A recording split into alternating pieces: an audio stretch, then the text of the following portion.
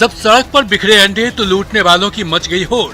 लोग अंडों पर टूट पड़े और देखते ही देखते सड़क पर लोगों की भीड़ जमा हो गई। क्या बच्चे, क्या बड़े बूढ़े, सभी में अंडे लूटने की होड़ मच गई। लोग अंडे लेकर घर जाते भी नजर आए। दरअसल जमुई के लक्ष्मीपुर थाना इलाके के नेकुहट मोड़ के पास अंडे के कार्टन से लदी एक पिकअप वैन बेकाबू होकर दुर्घटनाग्रस्त हो गई, जिसके बाद ग्रामीणों के बीच अंडा लूटने की होड़ मच गई। दुर्घटना के बाद पिकअप वैन पर लदे अंडे के कार्टन जब सड़क पर बिखरे तब दर्जनों की संख्या में मौजूद लोगों ने अंडा लूटना शुरू कर दिया। जानकारी के अनुसार पिकअप वैन मुंगेर से जमुई आ रही थी, तभी दूसरी गाड़ी से चकमा खाकर दुर्घटनाग्रस्त हो गई।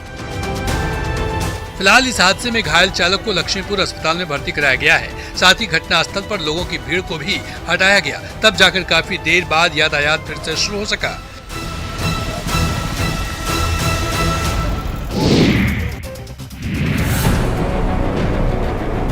अरवल के समहरिया महादलित टोले में दबंगों की दबंगई सामने आई है। यहाँ के लोग दबंगों की दादागिरी से परेशान हैं।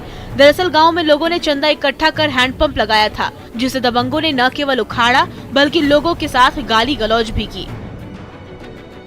इस घटना के बाद से लोगों में आक्रोश देखने को मिल रहा है। ग्रामीणों ने बताया कि दबंग उन्हें सार्वजनिक हैंडपंप से पानी नहीं भरने देते, जिसके बाद महादलित टोला के लोगों ने खुद से चंदा इकट्ठा कर हैंडपंप लगाया था। तभी गांव के पंकज कुमार राय और उसके साथियों ने इमामगंज रजवाहा किनारे लगाए जा रहे हैंडपंप को उखाड़ दिया। इसके विरोध करने पर महादलितों के साथ गाली गलौज भी की गई। अगर ये हैंडपंप लग जाता तो उन्हें पानी भरने में सहूलियत होती। वहीं इस घटना के बाद अब महादलित टोला के लोग भी सड़क पर उतरकर नारेबाजी करने लगे। घटना की जानकारी कलेर थाने की पुलिस को दी गई, जिसके बाद मौके पर पहुंची पुलिस ने लोगों को समझा बुझाकर मामले को शांत कराया। साथ ही साथ पुलिस पूरे मामले की जांच में जुट गई है।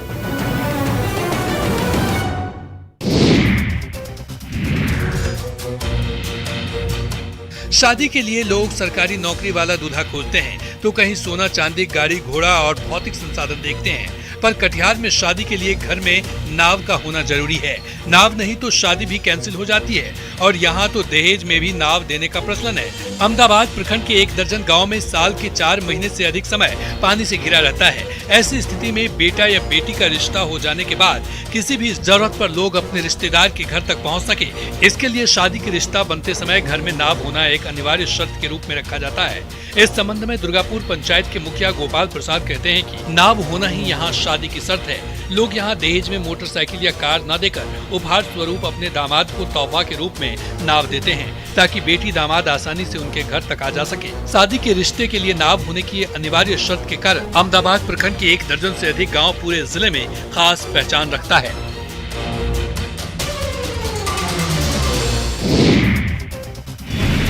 बिहार के नाविकों की परेशानियां लगातार बढ़ने लगी हैं। दरअसल सैकड़ों नाविक और उनसे जुड़े रोजगार का संकट हो गया है। पिछले कई महीने से काढ़ागोला गंगा घाट से मनिहारी गंगा घाट होते हुए झारखंड साहिबगंज जाने वाली नाव का परिचालन पूरी तरह ठप होने से नाविकों के परिवार दाने दाने के मोहताज हो गए हैं। दरअसल काढ़ागोला गंगा घाट से लगभग 200 नाव हर दिन झारखंड साहिबगंज से पत्थर और गिट्टी धुलाई का काम किया जाता था। इन नाविकों के पास सरकार की तरफ से जारी तमाम कागजात रहने के बावजूद झारखंड सरकार इन लोगों को नाव परिचालन की अनुमति नहीं दे रही है, जिससे इनकी रोजी रोटी पर मुसीबत आन पड़ी है।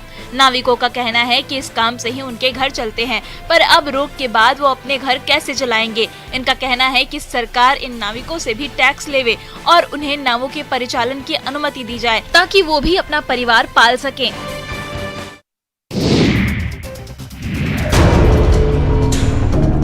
बगहा में गंडक नदी के जलस्तर में लगातार हो रही गिरावट के बाद शहर के शास्त्री नगर में कटाव तेज हो गया है। बस स्टैंड के लिए चयनित 40 एकड़ जमीन तेजी से गंडक नदी में विलीन हो रहे हैं। कटाव की गति इतनी तेज है कि अब एनएच और रिहायशी इलाके से नदी की दूरी 50 मीटर तक आकर सिमट गई है। कटाव से प्रभावित परिवार संकट में है। अब तक कटाव निरोधी कार्य शुरू नहीं किए जाने के कारण लोगों की परेशानी और बढ़ गई है। स्थानीय लोग बताते हैं कि जब गंडक के जलस्तर में गिरावट होती है तभी तेजी से कटाव होने लगता है। गंडक के जलस्तर में कमी आने के साथ ही गंडक की धारा तेज हो गई। तेज धारा के कारण गंडक का दबाव नगर के कई इलाकों पर बढ़ गया, जिससे गाँव की उपजाऊ भूमि यहाँ तक कि सड़कें भी गंडक में समा जाती हैं। घर खेत सब गंडक में समा जाते हैं, पर कटाव को लेकर प्रशासन लापरवाह बना हुआ है। कटाव रोकने के लिए प्रशासन कोई काम नहीं कर रहा है, जिससे मजबूर होकर लोग अब पलायन करने को मजबूर हैं। पटना के पुनपुन में ऑक्सीजन मैन की बदौलत इलाके में हरियाली छा रही है। यही है बंगाली बाबा और ऑक्सीजन मैन, जो सुबह पेड़ों की रक्षा के लिए 5 बजे निकल जाते हैं और 3 घंटों तक पेड़ों की सेवा में लगे रहते हैं। ऑक्सीजन मैन जो अपने गांव को चारों तरफ से ऑक्सीजन के पेड़ों से सुसज्जित कर रहे हैं और इनकी तारीफ इनके गांव वाले भी कर रहे हैं। पिछले 12 साल से लगातार ये अपने गांव अकौना की सड़कों के किनारे पीपल, बर, पाकर जैसे ऑक्सीजन देने वाले पेड़ों को लगाकर हरियाली ला रहे हैं। इनका कहना है कि बिहार की आबो हवा प्रदूषित हो रही है, जिससे आम लोगों में बीमारियां बढ़ रही हैं। उनकी पत्नी भी सांस की बीमारी से जूझने लगी, जिसके बाद उन्होंने पेड़ लगाने का निर्णय लिया और लगातार गाँव में पेड़ लगा रहे हैं और उनकी देखभाल भी करते हैं। वहीं ग्रामीण भी इन्हें देखकर पेड़ों की रक्षा कर रहे हैं और नए नए पौधे भी लगा रहे हैं। सीतामढ़ी के डुमरा थाना क्षेत्र के परसौनी गांव में जमीन के एक छोटे से टुकड़े के लिए लोग एक दूसरे की जान के दुश्मन बन गए। जमीन विवाद में हुई मारपीट की इस वारदात में कई लोग घायल हो गए, जिनको इलाज के लिए सीतामढ़ी सदर अस्पताल में भर्ती करवाया गया है। तस्वीरों में आप देख सकते हैं कि लोग किस तरह से लाठी डंडे लेकर एक दूसरे पर हमला कर रहे हैं। जमीन के टुकड़े के लिए ये लोग हैवान बनते नजर आ रहे हैं। सभी लोग एक दूसरे पर लाठी डंडे से हमला कर रहे हैं। कुछ लोग फावड़ा और धारदार हथियार लिए हुए हैं। देखिए, एक व्यक्ति जमीन पर फावड़े से खुदाई करना चाहता है, पर दूसरे पक्ष के लोग उस पर डंडे से वार करने लगते हैं। तभी एक शख्स आकर उसे डंडे से पीटने लगता है। इस बीच एक व्यक्ति बीच बचाव करने आई महिला को भी डंडे से मारने लगता है। इस मारपीट में कई लोगों के घायल होने की खबर है। इस पूरी घटना के बाद दोनों के बीच तनाव का माहौल बना हुआ है। पुलिस ने इस मामले में केस भी दर्ज किया है और मामले की जांच की जा रही है।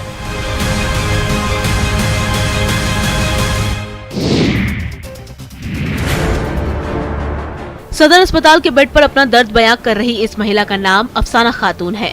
जख्म दिखा रही महिला को किसी और ने नहीं बल्कि इसके पति और ससुराल वालों ने कागज के चंद टुकड़ों के खातिर लहूलुहान कर दिया है। साथ ही महिला की जान लेने की कोशिश की गई और जब बचाने मायके के लोग पहुंचे तो उनके साथ भी मारपीट की गई। दरअसल गोपालगंज में दहेज के दानवों ने महिला की बेरहमी से पिटाई की, फिर रस्सी से गला दबाकर हत्या करने की कोशिश की। घटना थावे थाना क्षेत्र के मीर अलीपुर गाँव की है। घायल महिला को गंभीर हालत में सदर अस्पताल के इमरजेंसी वार्ड में भर्ती कराया गया है। घटना के बाद पीड़ित महिला ने अपने पति और ससुराल वालों के साथ पुलिस पर भी कई गंभीर आरोप लगाए हैं। नगर थाना क्षेत्र के छपिया गांव निवासी अफसाना खातून की शादी साल 2019 में मीर अलीपुर गांव निवासी रौनक अली के साथ हुई थी। शादी के बाद पति शराबी निकला और दहेज में बाइक और 1 लाख रुपए नकद की मांग को लेकर अफसाना को मारने पीटने लगा। महिला का आरोप है कि उसका पति थाने के पुलिस वालों के साथ बैठकर शराब पीता है, इसलिए शिकायत करने पर भी पुलिस कोई कार्रवाई नहीं करती है।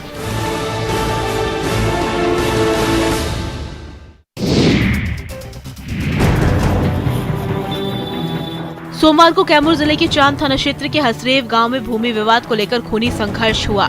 इस दौरान धारदार हथियार और बंदूक से फायरिंग भी की गई, जिसमें एक पक्ष से 4 लोग और दूसरे पक्ष से एक व्यक्ति जख्मी हो गया।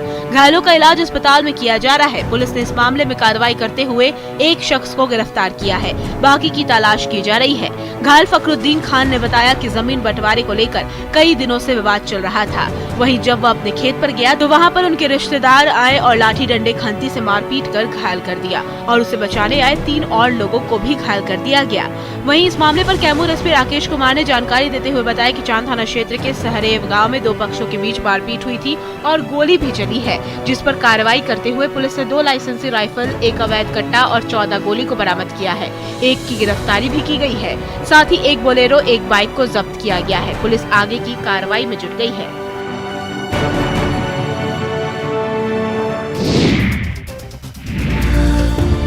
सरकार स्वास्थ्य सुविधाओं के लिए लाखों खर्च करती है, पर ये तस्वीरें प्रशासन के प्रयासों को मुंह चिढ़ा रही हैं, जहां परिजनों को शव वाहन भी नसीब नहीं हुआ और मजबूर होकर वे शव को ई रिक्शा में ले जाते नजर आए। दरअसल गोपालगंज के मॉडल सदर अस्पताल में एक बार फिर बदहाली की तस्वीर सामने आई है। बुजुर्ग मरीज की इमरजेंसी वार्ड में मौत हो जाने के बाद परिजनों को शव वाहन नहीं मिला। परेशान परिजन ई रिक्शा से शव को लेकर जाने के लिए मजबूर दिखे, जिसका वीडियो वायरल हो रहा है। बताया जाता है कि मांझागढ़ थाना क्षेत्र के पुरानी बाजार निवासी 75 वर्षीय बुजुर्ग बंशीलाल बासी को खांसी और सांस लेने में तकलीफ थी, जिसके बाद परिजनों ने सदर अस्पताल के इमरजेंसी वार्ड में भर्ती कराया था। इलाज के दौरान बंशीलाल की मौत हो गई। मौत के बाद परिजनों ने शव को घर तक लेकर जाने के लिए शव वाहन मांगा, लेकिन आरोप है कि इन्हें इमरजेंसी वार्ड के कर्मियों से कोई मदद नहीं मिली और अंत में थक हार कर इन्हें ई रिक्शा पर ही शव को ले जाना पड़ा। इस पूरे मामले में सिविल सर्जन ने कहा कि सदर अस्पताल में एक ही शव वाहन है, एक वाहन होने से थोड़ी समस्या है।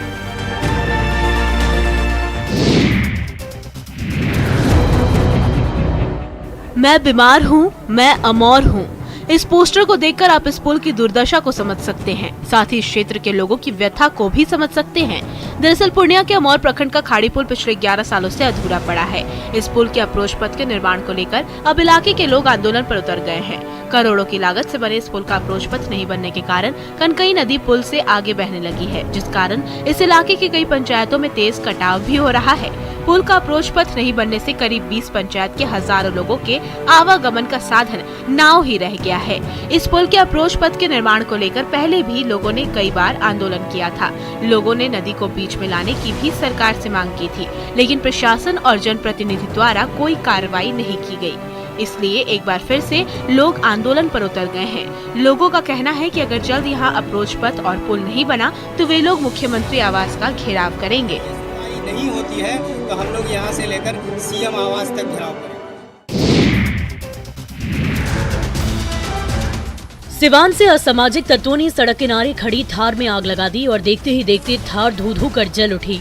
गाड़ी मालिक ने असामाजिक तत्वों द्वारा आग लगाने की बात कही है। घटना एमएच नगर हसनपुरा थाना क्षेत्र के करबला मोड़ के पास की है। जानकारी के अनुसार थार के मालिक अलाउद्दीन अपने घर जा रहे थे और तभी अचानक करबला के पास गाड़ी में तकनीकी खराबी आ गई, जिसके बाद उसने गाड़ी सड़क के किनारे खड़ी कर दी। लेकिन अचानक लोगों ने सूचना दी कि गाड़ी में आग लगी हुई है, लेकिन जब तक गाड़ी मालिक और स्थानीय लोग आग को बुझा पाते तब तक थार जलकर राख हो गई थी। बताया जा रहा है कि अज्ञात अपराधियों ने रात के अंधेरे में गाड़ी में आग लगा दी। आग लगने की खबर से मौके पर अफरा तफरी मच गई। शोर शराबा सुनकर स्थानीय लोग मौके पर पहुंचे और आग को बुझाने का प्रयास करने लगे, पर जब तक आग पर वो काबू पाते तब तक गाड़ी पूरी तरह जलकर राख हो चुकी थी। पीड़ित ने मामले की शिकायत थाने में की है, जिसके बाद पुलिस मामले की तहकीकात में जुटी हुई है।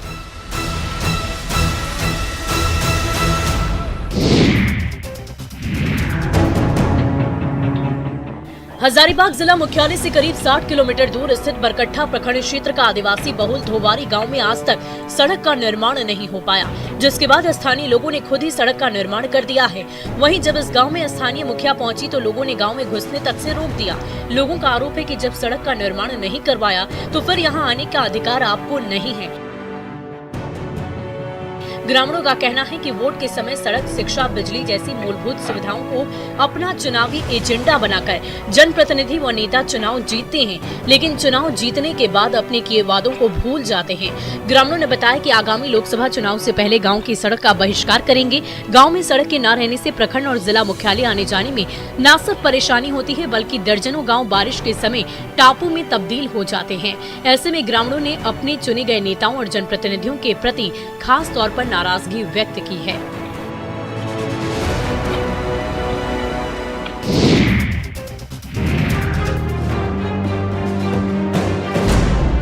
देवघर में एक व्यक्ति अपने हक के लिए डीसी कार्यालय के सामने आमरण अनशन पर बैठ गया है। पीड़ित विनोद मेहरा का कहना है कि उनकी पुश्तैनी जमीन पर भूमाफिया और स्थानीय अधिकारी घर नहीं बनाने दे रहे। पीड़ित का कहना है कि भूमाफिया स्थानीय अधिकारी पर दबाव डालकर उनकी जमीन पर कब्जा जमाए हुए हैं। कई बार शिकायत के बावजूद भी कोई कार्रवाई नहीं की गई है। सिस्टम से परेशान होकर वो आखिरकार देवघर डीसी कार्यालय के सामने भूख हड़ताल पर बैठे हैं। उन्होंने कहा कि उनकी मांग है कि उनके हिस्से की जमीन 4 दीवारी के अंदर रहने लायक 2 कमरे बनवाने का आदेश जब तक नहीं मिल जाता है तब तक वो अपना आमरण अनशन जारी रखेंगे। गौरतलब है कि भूमाफिया और सिस्टम से परेशान ये व्यक्ति आज आमरण अनशन करने को मजबूर है।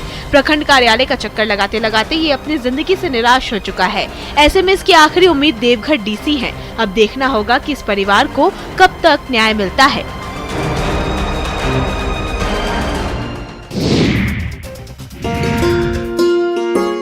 कहते हैं कि जोड़ियां ऊपर से बनकर आती है। यकीन ना हो तो योगेंद्र और पूजा को ही देख लीजिए, जो सारी बाधाओं को पार कर परिणय सूत्र में बंध गए और 7 जन्मों के लिए एक दूसरे के हो गए। इस अनोखी शादी के पूरे इलाके में चर्चा की जा रही है। सीतामढ़ी के डुमरा प्रखंड के रामपुर परौरी गांव के रहने वाली योगेंद्र की हाइट मात्र 3 फीट है। वहीं उनकी दुल्हन पूजा भी 3 फीट की है। बताया जाता है कि दोनों की हाइट कम होने की वजह से रिश्ते नहीं बन रहे थे। जहां 3 फुट की दुल्हन पूजा को भी अपने लिए वर चुनने में काफी दिक्कतों का सामना करना पड़ रहा था। वहीं 32 साल के योगेंद्र भी लंबे समय से अपनी जीवन साथी की तलाश में थे। आखिरकार रब ने दोनों की जोड़ियां मिला ही दी और सारी रीति रिवाज के साथ दोनों परिवार ने दोनों की मंदिर में शादी करवाई। बता दें आपको कि शादी घर से भी हो सकती थी, लेकिन दोनों के लिए मन्नतें मांगी गई थी, इसलिए जानकी माता के जन्मस्थली पुनौरा धाम में ही दोनों की शादी कराई गई।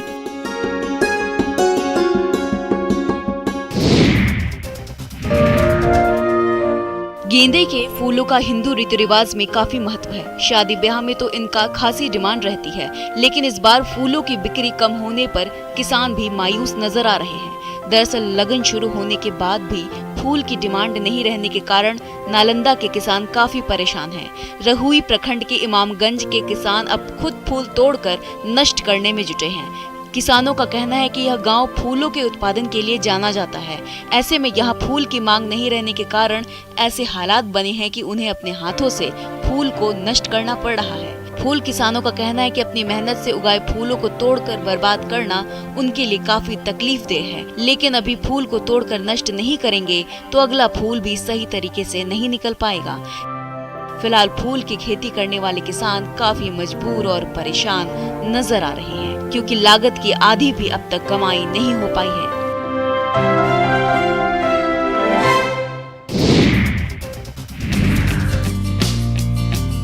सिवान से एक अनोखी तस्वीर सामने आई है, जो आपको यकीन करने पर मजबूर कर देगी कि इंसानियत अभी भी जिंदा है और इन तस्वीरों से हमें सीख लेने की जरूरत है। ये युवक अपने अन्य साथियों के साथ केक, मिठाई और कपड़ा लेकर चल पड़ा सिवान के फुटपाथ और सड़कों पर। इसने गरीब बच्चों, सड़क और स्टेशन पर गुजर बसर करने वाले बच्चों के बीच अपने माता पिता का जन्मदिन मनाया और इन बच्चों के चेहरे पर एक मुस्कान लाने की कोशिश की। युवक बादल ब्याहुत ने कहा कि मेरी माँ हमेशा सामाजिक कार्यों में मेरा सहयोग करती है और लॉकडाउन में वे हर दिन जरूरतमंदों में भोजन वितरण करने के लिए खुद अपने हाथों से भोजन बनाती थी, ताकि हम लोग भोजन को जरूरतमंदों तक पहुंचा सके। इसलिए उन्हीं के सम्मान में आज हम लोगों ने उनके जन्मदिन के शुभ अवसर पर जरूरतमंदों के बीच भोजन का वितरण किया। साथ ही साथ जरूरतमंदों को गर्म कपड़े भी बांटे, जिससे उन्हें ठंड में थोड़ी राहत मिल सके।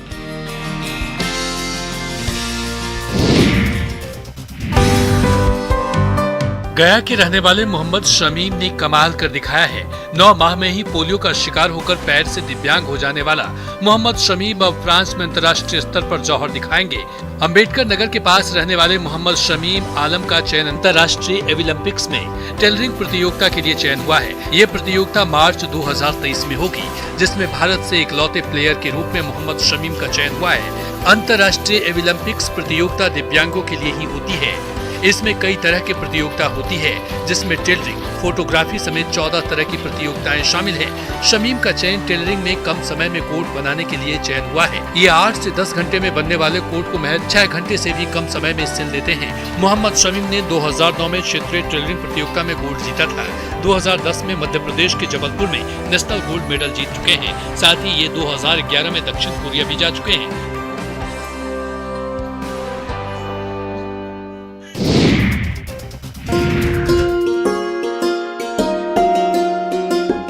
गोड्डा का सुंदर डैम प्रसिद्ध पर्यटक स्थलों में से एक है। डैम में लबालब पानी और सुंदर दृश्य को देखने के लिए जिले भर से लोग आते हैं। वीकेंड पर खासकर यहाँ सैलानियों की भीड़ लगती है।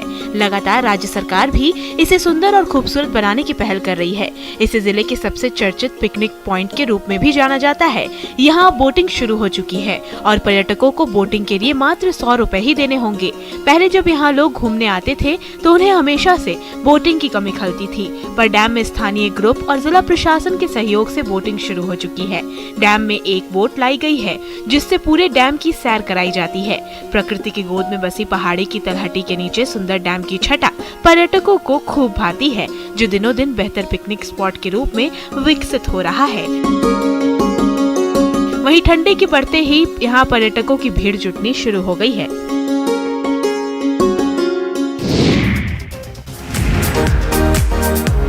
झारखंड में स्थित पतरातू डैम की बात ही अलग है। ये पहाड़ी स्थल हरे भरे जंगलों से घिरा हुआ है।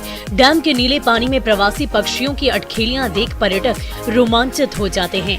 अब रामगढ़ के पतरातू लेक रिजॉर्ट में पर्यटकों की भीड़ उमड़ने लगी है। सर्दी के मौसम में नौका विहार, स्पीड बोट और घुड़सवारी का लुत्फ उठाने के लिए पर्यटकों का तांता लगा हुआ है। सर्दियां शुरू होते ही पर्यटकों से ये क्षेत्र गुलजार हो गया है। नौका विहार को साथ साथ स्पीड बोट और घुड़सवारी का लुत्फ उठाने के लिए झारखंड के अलावा पड़ोसी राज्य बंगाल और बिहार से भी लोगों की भीड़ उमड़नी शुरू हो गई है। रिजॉर्ट में बना पार्क बच्चों का सबसे पसंदीदा जगह बन गया है। लेक रिजॉर्ट सौंदर्यीकरण के बाद से यहां पहले के मुकाबले पर्यटकों के आने की तादाद काफी ज्यादा बढ़ गई है, जिससे झारखंड के पर्यटन को भी बढ़ावा मिल रहा है। पर्यटकों की संख्या बढ़ने से नौका विहार, स्पीड बोट से जुड़े लोग और स्थानीय दुकानदार भी काफी खुश हैं। रांची की कचहरी रोड स्थित अटल स्मृति वेंडर मार्केट के बाहर का स्लाइडर गेट एक दुकानदार पर गिर गया। स्लाइडर गिरने से बलराम प्रसाद को गंभीर चोट आई है, जिसके बाद दुकानदार को घायल स्थिति में रिम्स ले जाया गया। 13 नवंबर की इस घटना का सीसीटीवी फुटेज सामने आया है। तस्वीरों में देख सकते हैं कि दुकानदार अपनी दुकान में जाने के लिए जैसे ही मार्केट में आता है तो उसे गेट के खराब होने का पता चलता है, जिसके बाद दुकानदार वहां से जाने के बजाय गेट के पास खड़ा हो जाता है और गेट को गिरने से बचाने के लिए रस्सी से बांधने लगता है। तभी गेट दुकानदार के ऊपर गिर जाता है। इस घटना को देखकर वहां मौजूद लोग घायल के पास पहुंचते हैं और आनन फानन में उसे अस्पताल पहुंचाते हैं। 3 साल पहले वेंडर मार्केट में बना है और 2.5 साल में ही इसकी स्थिति दिन पर दिन खराब होती जा रही है, जिसे लेकर लोगों में आक्रोश है। जानकारी के अनुसार बाहर का स्लाइडर गेट भी महीनों से खराब था। गेट कभी भी किसी पर भी गिर सकता था। इसकी जानकारी नगर निगम के पदाधिकारियों को 1 महीने पहले ही दे दी गई थी। इसके बावजूद किसी ने टूटे हुए गेट को नहीं बनवाया, जिस कारण ये दर्दनाक हादसा हुआ। सूक्ष्म लघु और मध्यम उद्यम मंत्रालय की ओर से बोकारो में टूल रूम बनाया जाएगा। जरीडी प्रखंड मुख्यालय से 3.5 किलोमीटर दूर केंदुआडी के मल्हान टाड़ में लगभग 20 एकड़ में टेक्नोलॉजी सेंटर बनाया जाएगा। इस सेंटर की स्थापना में करीब 200 से 250 करोड़ रुपए खर्च किए जाएंगे। इसके लिए राज्य के उद्योग विभाग को राशि दे दी गई है। वहीं राज्य सरकार ने भी 20 एकड़ जमीन के ट्रांसफर की अधिसूचना जारी कर दी है। टेक्नोलॉजी सेंटर बनने से बेरोजगारों की समस्या दूर होने की संभावना है। वहीं प्रशिक्षित युवा रोजगार भी कर सकेंगे। जैना मोड़ चैम्बर ऑफ कॉमर्स के अध्यक्ष ने जमीन हस्तांतरण की अधिसूचना जारी करने के लिए राज्य के मुख्यमंत्री को धन्यवाद किया और इसके लिए भारत सरकार का भी आभार जताया है। उन्होंने कहा कि ये इलाका कृषि बाहुल क्षेत्र है, ऐसे में यहाँ के ग्रामीण युवाओं को इससे काफी लाभ मिलेगा। वहीं भाजपा ने भी इसे भारत सरकार की एक महत्वाकांक्षी योजना बताया है। दरअसल साल 2019 में ही पूरे देश में 20 टूल रूम बनाने की योजना शुरू हुई थी, लेकिन कोरोना की वजह से काम अटका था। जामताड़ा में कथावाचक मोहम्मद फैज लोगों का दिल जीत रहे हैं और उन्हें सुनने के लिए लोगों की भीड़ भी लग रही है। दरअसल जामताड़ा के गांधी मैदान में 3 दिवसीय गौ कथा का आयोजन किया गया। इसमें प्रसिद्ध कथावाचक मोहम्मद फैज खान ने गाय और कन्या पूजन कर कथा की शुरुआत की। इस दौरान हजारों लोगों की भीड़ उमड़ पड़ी। इस दौरान फैज खान ने गाय के महत्व पर प्रकाश डाला, साथ ही गाय को पूजनीय बताते हुए गाय की सेवा करने की अपील की। उन्होंने बताया कि पहले गोबर से बने गोईठे को जलाकर खाना पकाया जाता था, जिससे गंभीर बीमारियों की होने की संभावना कम हो जाती थी। गाय के गोबर घरों में रखने से लक्ष्मी का प्रवेश होता है। गौ पालन करने से कई फायदे हैं। वहीं गौ कथा प्रस्तुति के दौरान संगीतमय भजनों की प्रस्तुति पर श्रद्धालु भक्ति में भाव विभोर होकर नाचते झूमते रहे। साथ ही समय समय पर गौ माता के जयकारे के साथ ही गांधी मैदान में भक्तिमय माहौल रहा। समय समय पर गौ माता के जयकारे के साथ गांधी मैदान गूंज उठा।